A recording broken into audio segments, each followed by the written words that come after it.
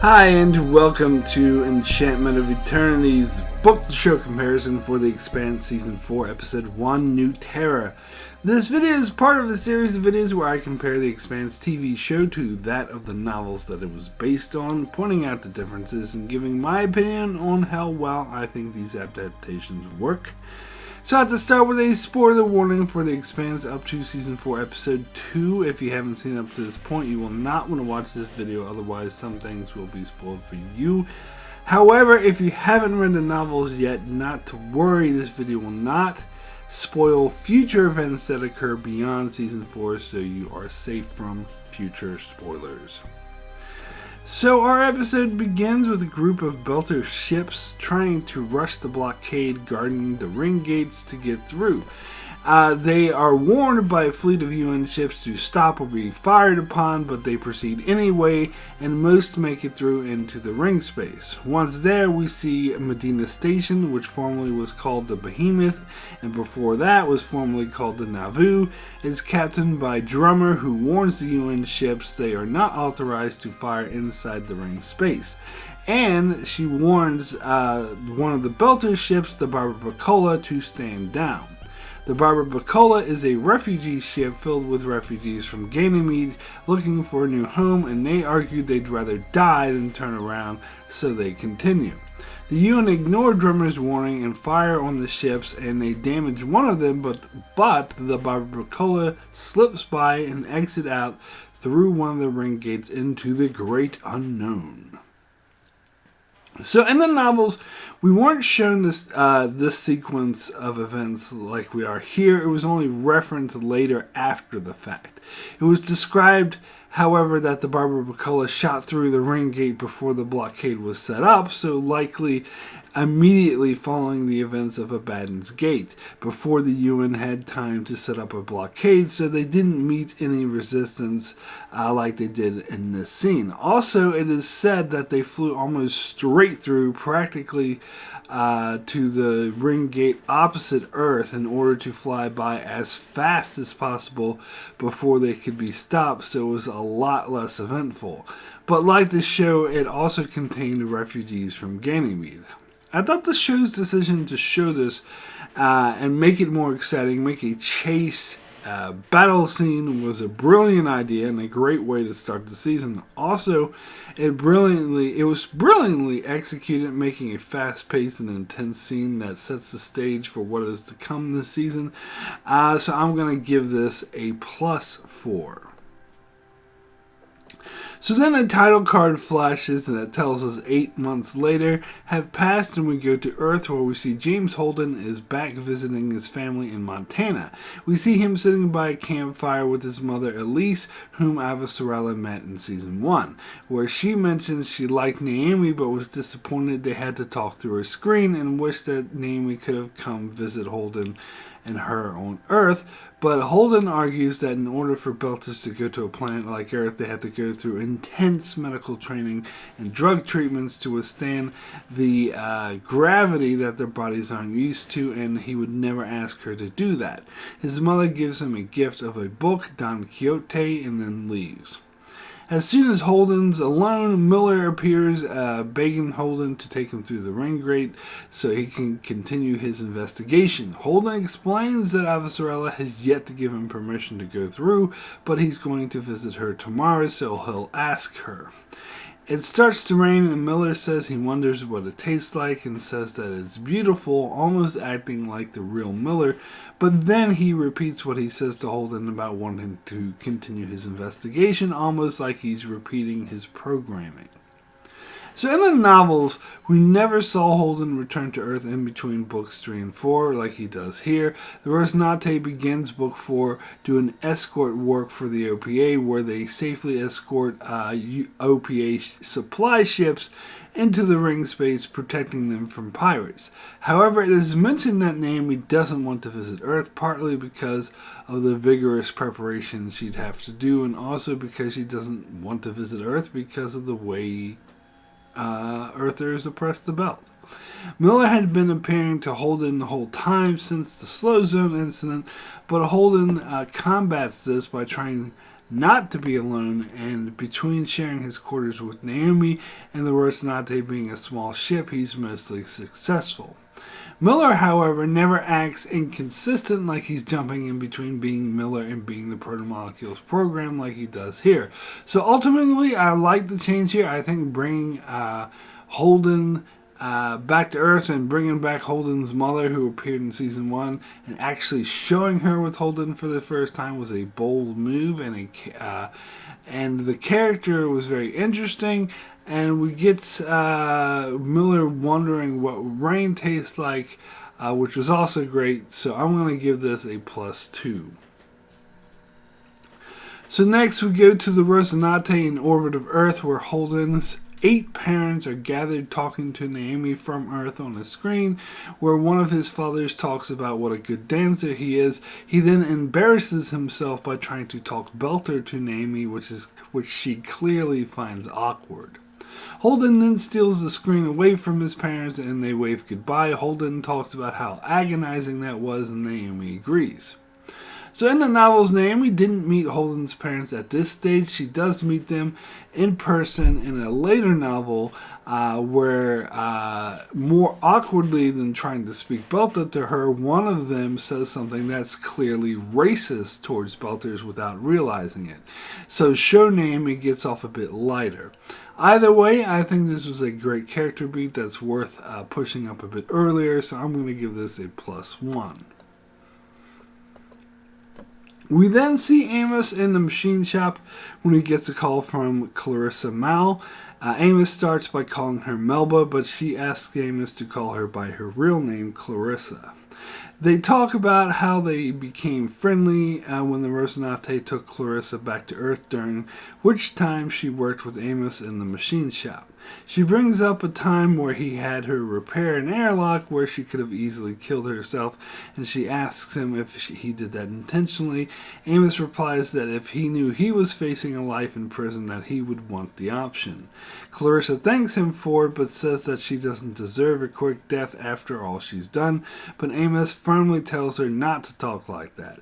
She asks him if she can call him again, and he says, of course, and then he calls her Peaches.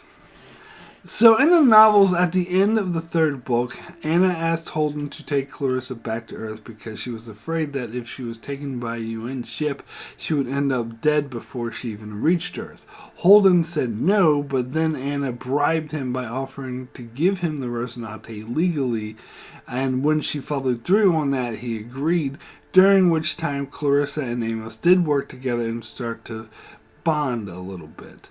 But we didn't get an interaction between them in the 4th novel, but the events they describe in the show here is true to the 3rd novel. The problem is, this wasn't shown in season 3. In fact, the last time we saw Amos and Clarissa together, Amos was trying to convince Anna to kill Clarissa. So this scene, while staying true to the spirit of the book, seems inconsistent and out of place in the show itself, as nothing like this was even implied in season 3, so it seemed kind of retconned in, and we are told through exposition or dialogue that Amos and Clarissa had become friendly rather than being shown in the execution. So I thought the execution was very poorly handled, so I'm going to give this a -3. We then go to the UN Council, where Secretary General Avasarala is conducting a meeting about the latest development beyond the ring gate. We then hear from Nancy Gal, who argues that they should allow passage through the ring gates, as dozens of colony ships are just stuck waiting and they're easy targets for pirates. Avasarala warns they have no idea what's out there, but Nancy Gal points out that they've sent hundreds of probes through and haven't turned up any evidence of alien life, but Avasarala doesn't think that argument of just because we can't see it means it isn't there is a very valid one. She gets a message that Holden has arrived, so she dismisses the meeting and moves on. So, in the novels, Avasarala actually isn't the Secretary General of the UN at this stage. She had Aaron Wright's old position of being second to the top. In Book 3, a side storyline that was only mentioned in dialogue explained that she helped Nancy Gal defeat Esteban Cerrenta Gillis in the election to become the new Secretary General. Many believe Gal became the Secretary General was Avasarala's doing, and others suspected that Gal was just Avasarala's puppet, much in the same way that Gillis was Aaron Wright's puppet. So, other than appearing in an epilogue, Avasarala actually didn't appear in Book 4. So this storyline is an invention of the show, although it is suggested in the novels that Avasarala was also very much against the idea of letting civilian ships through the ring gates. I actually like that they gave Avasarala something to do this season. One thing I didn't care for in the Book 4 is that it was entirely focused on Illis, so I like how the show has a more broad, multiple storylines feeling to it that is actually more typical of the show. Also, I like how they actually showed Nancy Gal and made her an interesting character, even if she's a completely different character than what was described in the books. So I'm going to give this a +3. We then get a meeting between Avasarala and Holden, where she asks him if he knows what the knows of the Baba Bacola, and Holden replies that it's the Belter ship with refugees from Ganymede that flew through the ring gate and was never heard from again. But Avasarala responds that they have heard from them again, that apparently they managed to establish a colony on a habitable world that they're calling Illis that's rich in lithium, so they're mining it. However, she also points out they discovered strange protomolecule-esque structures on Illis, and she shows him pictures of it. She says it's the closest thing to that he's the closest thing to an expert on the protomolecule that they have, so she wants him to go to Illis and determine if Illis is another Eros or if the protomolecule is a threat. Holden asks what he should do if it is another Eros, and Avasarala replies that he should evacuate the Belters and get the hell out of there. She then asks if he's still talking to Miller, and Holden says that it's more like Miller talks to him. She then brings up the fact that he said that he had a vision that the protomolecule creators were wiped out in a genocide on an unimaginable scale, and that all makes her very nervous. So in the novels, as I mentioned earlier, Holden and the Rosinante never went to Earth.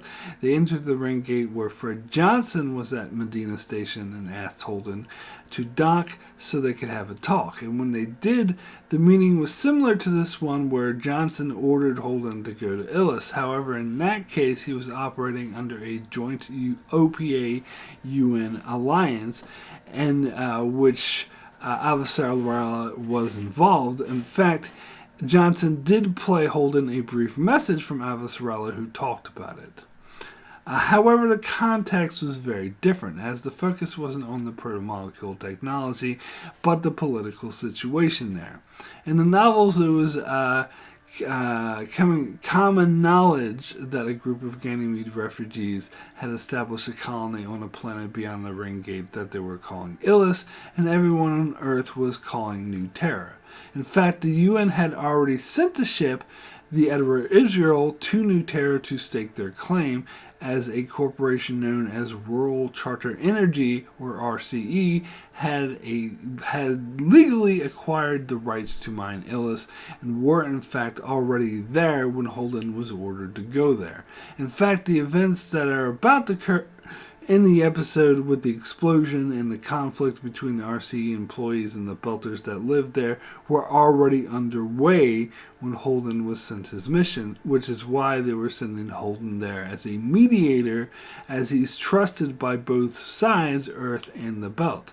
However, it's later revealed that part of the reason Avasarala sent Holden there is that he wanted him to fail and prove that the planets beyond the ring gates were not safe.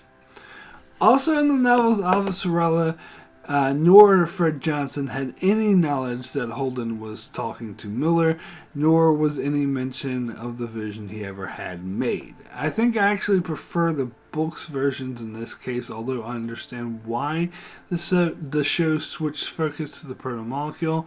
I think it does underservice the political situation on Illis, and it makes it more unclear that the RCE are fighting over legal rights and mining rights of the lithium on Illis, which also underservices the economical situation, which is mentioned in the show but minimized. Therefore, it seems more unclear of the situation there, so I'm going to give this a -3. We then go to the Rocinante, where we see Amos putting up a plaque for that officially titles the ship the Rocinante, with Alex, Amos, Naomi, and Holden's names on it, where it reads "A legitimate salvage." Just then, Holden walks by and notes that it was nice of Avasarala to clear up their salvage claims. So this refers to a legal dispute Mars was having, trying to reclaim the Rocinante, saying it was stolen from them, contesting Holden's legitimate salvage claim. In the novels, as I explained earlier, Anna had made a deal with Holden to buy the Rocinante from the Martians if he agreed to transport Clarissa Mouse safely to Earth, and she was able to do so through her friend Tilly Fagan, who is extremely wealthy. And earlier, Tilly told Anna she owed her a huge favor for agreeing to help out Clarissa Mouse.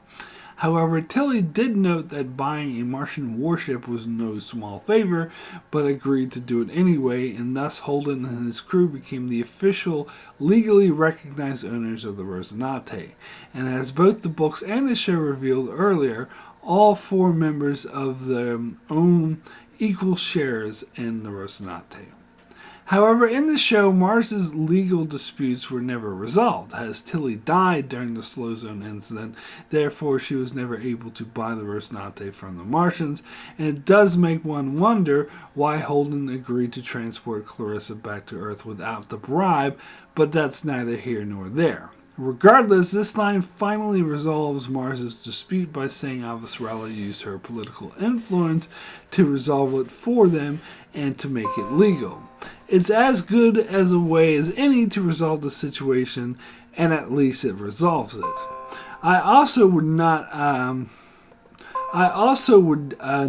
that the Rocinante now has the official label with their communication and clothing and material, so it's more official that they own the Rocinante. So the way they did it is fine, so I'm going to give this a 0.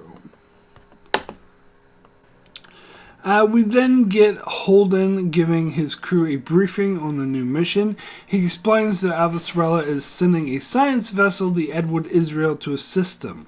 They're there to assess the situation and help out where they can, and they're set to help contain any protomolecule contamination. Holden then describes the plan is for him and Amos to go to the Edward Israel and take a shuttle down to the surface, but Naomi objects, saying that they all should go. Alex and Amos go on about how they can retrofit the ship to make it capable of landing on a planet. Holden asks Naomi if she's sure that she wants to go through the training that's necessary to go planetside, but she assures Holden that she does. So in the novels, as I already mentioned, the Edward Israel arrived months before the Rocinante did, perhaps even as late as a year. And part of the reason Holden was sent there in the first place was to settle disputes between the colonists and the RCE guys on the Edward Israel. They were definitely not sent there to assist Holden, and their mission had nothing to do with the protomolecule, as they were just there to enact their legal rights over the precious lithium on the planet. Regarding Naomi, in the novels, the Rocinante does land on the planet, but Naomi never leaves the ship, and she never prepares or takes drugs in order to go planetside, at least not to my knowledge. Although technically she is down a gravity well, she remains on the ship. In fact, they talk about how she can't leave the ship. But the decision to land the Rocinante on the planet was always the plan. So again, I feel The changes to the Edward Israel story makes less sense, particularly to the rest of the story, where the RCE security men become incredibly antagonistic towards Holden and the Rocinante crew. That makes sense if they see him as a neutral mediator, but it doesn't make as much sense if they're there to support each other and they're supposed to be working together. So I'm going to give this a -2. So then we go to Mars, where we follow Bobby Draper as she works in a factory and takes the tube back to her home in Innis Shallows, where we see her staying with her brother while she's trying to get back on her feet. But he tells her to take her all the time that she needs. And she also has a nephew named David, and he gets a visit from a girl named Lily, who is going out on a date with David. She mentions to Bobby that she's the famous military aunt that David always talks about, and then they leave. Then Bobby gets a call from Alex as the Rocinante passes Mars, and they talk about how Alex is on his way through the ring to see if there's any protomolecule on Illis. Alex talks about how scared he is and how Bobby couldn't relate because she doesn't get scared. But Bobby tells him that this isn't true. She does get scared, but the trick is to do something you really believe in. The Rocinante starts to get out of range, so they wish each other well and they end the connection. So, other than the prologue, Bobby Draper does not appear in Book 4, Cibola Burn, so instead Season 4 is basing Bobby's storyline off a novella called The Gods of Risk. The Gods of Risk takes place between Books 2 and 3, so they change things up a little to make it match more with the timeline more concurrent with Book 4, which I'll get more into later. Also, it should be noted that Bobby's storyline is only very loosely based off of The Gods of Risk, which follows her nephew David as the main character, and even that story has drastically changed, where it mainly just vaguely resembles it. Lily is the name of a character from The Gods of Risk that David has a crush on, but I'll get more into that later. Here, Bobby seems to have a cordial relationship with her brother, who tells her to take all the time she needs, whereas in The Gods of Risk, the two of them were constantly fighting with each other. In the novels, Alex never talked to Bobby on their way out to the ring, because as I said before, the Rocinante started Book 4 in the ring space, but it was nice to see this interaction and that these two friends are still keeping in touch. However, I have a lot of issues on why Bobby isn't on the Rocinante in the storyline of the show, which was set up quite differently than the books, but I'll get more into that later. As for the scene, I thought this conversation with Bobby and Alex was nice, and it was a nice added touch that we didn't get in the novel, so I'm going to give this a +2. So next we go to the Belt, where we see Ashford captaining a ship where he's hunting down pirates who are attacking UN colony ships on their way to the ring.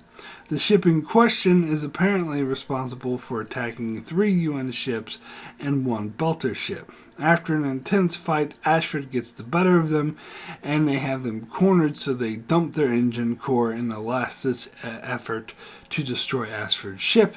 But he manages to dodge that, and he picks up the Belter pirate and has him hauled in front of him.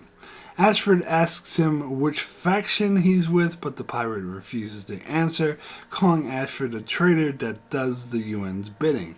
So Ashford has him hauled away. Later, Ashford returns to the ring space where he's watching a broadcast from the renegade pirate sects of the Belt that warn the OPA don't speak for them, and that they call Anderson Dawes and Fred Johnson traitors for making a treaty with the UN and Mars. As Ashford's ship approaches the ring, a UN ship asks for an authorization code, and when Ashford doesn't give it to them, they threaten to destroy the ship, so Ashford gives it to them and they let them go. Once Ashford docks with the Medina station, Drummer meets him and chastises him for antagonizing the Inners, but Ashford argues that they take joy in oppressing them, saying that it's bad enough that he has to hunt down Belters to protect their ships. But Drummer argues how important it is to maintain the treaty with them as it gives the belt true independence. So we never get any scene in the belt in book 4 either. As I explained in previous videos, the character of Drummer wasn't even introduced until book 5, and Ashford was a totally different character in the books than he was in the show, as he was more incompetent and more villainous after the events. And after the events of book 3, he was thrown in a deep, dark cell for the rest of his life, and therefore never appeared in any later novels. So of course, all the scenes we get with Ashford and Drummer were not in the novels, but they are setting up for the events of book 5, something that the books didn't do, so it will end up making those events seem more tangible, and it goes a long way towards world building. They did hint at there being pirates that preyed off of colony ships, which is why Fred Johnson hired the Rocinante to protect his supply vessels, but the show goes into more details than that. Plus, the storyline makes good use of Drummer and Ashford, whom the show established differently than the novel, so I'm going to give this a +3. So then we see the Rocinante enter the ring space where Naomi calls Drummer and catches up with her old friend. Drummer expresses trepidation about Naomi's mission, but she insists that they're not going there to evict the Belters living on Illis. But Drummer believes it was foolish of them to think that they could live there, as the Belters are creatures of space. They wish each other well, and we then see Alex preparing to take the Rocinante through the ring gate, and we watch as Holden experiences a lot of bright flashes as invisible liquid seems to pass through him as they pass through the ring gate. So in the novels, as I mentioned, the Rocinante begin their story in the ring space, and rather than Naomi talking to Drummer, Holden speaks to Fred Johnson, who gives him his mission. But more importantly, in the novels, when the Rocinante passes through the ring gate to the other side, Holden notes how unremarkable it is and how he wanted to just sound general quarters just to create some excitement, as he thought instantly traveling to the far reaches of the galaxy should be more exciting. So the show seemed to have changed that up with like the swirling effects that is very reminiscent of Stargate, but not as grandiose, which frankly I can see why they would do that in the visual medium, even if it doesn't stay true to the spirit of the novels. So I'm going to give this a +1. So we go back to Mars, where we see Bobby drinking in a bar, when the same guy she saw earlier staring at her on the tube is looking at her from across the bar.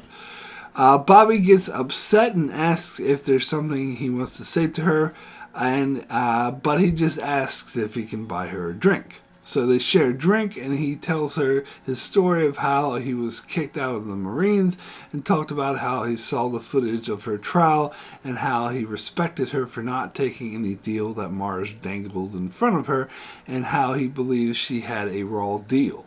They bond a bit more, and Bobby simply tells him to keep his uniform nice because there's surely more wars coming. So this character, Thomas, is an invention of the show, and there wasn't anything like this in the novels, not even in the Gods of Risk noveletta.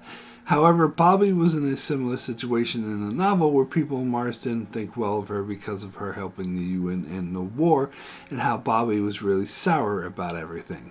I honestly don't think that this works as well in the show, because the show had her rejoin the Marines after the events of Caliban's War, and they would have us believe that she's living in disgrace for turning on her fellow Marines in the events of the Ring Gates, the event in which had she not acted the way she did, all of humanity would have been wiped out. But sure, you could stretch it and say that she attacked her fellow Marines and it resulted in one of their deaths, so one could argue that a militaristic society could be pig-headed and focus on that and ignore the fact that she helped save all of humanity. Fine, you could argue that. But my issue is, in this season she acts like she has nowhere to go. Whereas the show set up a different situation in the novels where she does. the Rosnate. In fact, I don't care what anyone says. I am still 100% convinced that the ending of Season 3 that showed Bobby in the co-pilot seat beside Alex was absolutely meant to imply that she was joining the Rosnate crew, which frankly would make a lot of sense, seeing how right then the situation they were in and her superior officer almost got all of humanity killed, but the Rosnate crew was correct. And she ended up joining them, so it makes sense she would actually join their crew entirely. So even if she did return to Mars because she wanted to be with her own people, once they threw her out and started treating her like shit, she's still acting like she has nowhere to go when that blatantly is not true, especially when she just called Alex and when the Rosnate just swing by. To me, this is a mistake I see other shows based off of novels do when they change the story up, which changes the character dynamic established in the books and therefore should lead to different directions that the books take. But the show decides to follow the book storyline even though it doesn't necessarily fit with the dynamic that was established in the show. So therefore, this is the show following the books to a fault, where actually they should have went in their own direction. So I'm going to give this a -5. We then go to Illis, where we see the Edward Israel send the heavy dropship down to the surface. We meet Security Chief Murtry as he talks to his mission commander about the upcoming mission, on how he's concerned about securing the mining rights for RCE and how hard it might be to convince the Belters that they have the legal right to it. We also meet Elvie and her friend Fayez, who are scientists on their way to study Illis, and they talk about how incredible it will be to be the first scientist to explore an alien world. However, the conversation is cut short when the ship starts exploding around them. People are getting killed through projectiles shooting in the air, and a woman who's afraid holds Elvie's hand, but then is blown out as a hole opens in the ship where she was sitting, and Elvie can only look on in horror. On the surface, we see the crash and that there were some survivors. The mission commander died, but Murtry survived, but he's hurt with cuts all over his face. Fayez survived, but is missing an arm, and Elvie starts screaming when a Belter nurse comes to help her and brings her an oxygen mask. So in the novels, it went down rather similar to this, although Murtry wasn't in the shuttle, and this occurred months before the Rosnate arrived. The shuttle contained a person who was intended to be the governor of the new colony, Governor Trying, but he was killed in the crash. And initially, Murtry didn't even go to the planet even then. Another security chief went down, but later he was killed from another incident, but I'll get into that later. So then Murtry went down to the planet, but Elvie was in the crash and she was treated by a Belter nurse, so that stays true. But ultimately, I have to say the way it played out here was much more exciting, much more intense, much more emotional. These are one of those scenes that were actually, like, seeing it play out is so much more powerful than, like, reading words on the page. And the way it was executed here was totally brilliant and showcases the high cinematic quality that the show is capable of. So I'm going to give this a +5. So next we see Holden and his crew watching the feeds of the crash on a screen, accompanied by Avasarala, who tells Holden that the Belters will try to enlist them to their cause and not to let them. As she says, let RCE do their job and he should focus on doing his job. She also tells Holden not to put his dick in it, as the situation is fucked enough already. And that line is a direct line from the novels, as it's what Avasarala said to him in the message that Fred Johnson played for him. However, in the novels, this crash occurred over 4 months before the Rocinante got there. Also, I think the show wasn't very clear on why RCE was there and who they are. We just got that brief line of dialogue of Mertry saying that they have a UN charter, but earlier Avasarala told Holden it was a science vessel there to assist him in finding the protomolecule, but now they treat it more like the books, where it's about a corporation trying to establish mining rights and kick the Belters off the planet. It was crystal clear in the books what was going on. Here, it's very unclear and muddied, so I'm going to give this a -2. So next we get a montage of the crew preparing to land on Illis. We see Alex testing the weapon systems, Naomi doing her full G training, and we see Amos getting the guns ready. We then get an amazing sequence of the Rocinante landing on Illis, which really showcases the wonderment of the crew having and landing on an alien planet. Once they land, all 4 of them exit the ship and walk out onto a sunny day. Naomi stumbles at first, being just a little disorientated, but Holden holds Amos back from helping her, and she catches herself, and then the 4 of them trek out through this weird alien landscape to make their way to the Belter settlement. So in the novels, they don't really make nearly as big of a deal out of the Rocinante landing. They just have a few sentences where they're like, ooh, the Rocinante lands. Seeing it play out visually was much more grandiose and gave this scene a sense of awe that it deserved. Also in the novels, Naomi and Alex did not leave the Rocinante the entire time the Rocinante was on the planet. It was just Amos and Holden, and they were both a bit pissed off that no one from the town came to visit them, but it turned out that Mertry had decided to enact martial law on the Belter settlement, and the Belters were none too pleased about that at that exact time that the Rocinante landed. So all in all, I thought this scene made the Rocinante landing a huge visual event, as it should be, so I'm going to give this a +5. So Holden's and the others arrive in town, where they are surrounded by the local Belters begging for his help, as they think RCE are there to take their land. Holden tries to reassure them that they're only there to help and they're not there to kick anyone out. The leader of the settlement introduces herself as Carol Chiwiwi, and Holden gladly takes her hand, but then Mertry shoves his way in and introduces himself and welcomes Holden to New Terra and promises to show him around. However, a crowd gathers and they start yelling at Mertry and his men, calling them traitors, and a rock gets thrown at Mertry, so his men and Amos pull guns on the Belters, who pull guns back, and the situation looks very tense until a swarm of strange robotic bug thingies swarm them and scratch them all up, so everybody takes cover and hides, so the tense situation is forgotten. After the swarm passes, Holden looks at one of the strange robotic bugs in awe. So in the novels, as I mentioned, Mertry had locked down the settlement and put them under martial law, which is what they were arguing about when Holden arrived and why they didn't notice his arrival. They did, however, beg for his help when he arrived, and Carol Chiwiwi tried to introduce herself, but Mertry butt in just like he did here.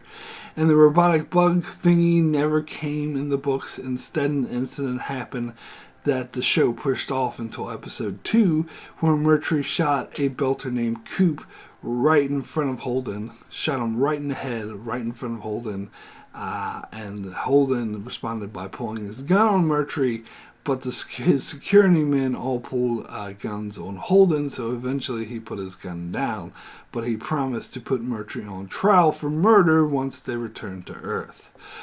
But I'll get more into that in the next episode. Suffice to say, this was an interesting change. I think the robotic bugs were an interesting reminder that they are on the alien world, but it serves no other purpose than that, as they never turn up ever again. And I thought the book's version was more tense and better portrayed how strained the situation here was. So I'm going to give this a -2. So my final adaptation score for New Terra is a +9. A great first start to the season that in some way proved upon the books in establishing how tense and alien the situation was, and I believe the wider focus on multiple storylines really helped it. So that's it for my book to show comparison for Season 4, Episode 1 of The Expanse. Be sure to check out more videos that I do on The Expanse as I continue my book to show coverage, as well as covering my reviews for every episode of The Expanse. And I also do many other videos on other shows like Star Trek and more, so be sure to subscribe so you can keep up with all of that. And thanks a lot for watching.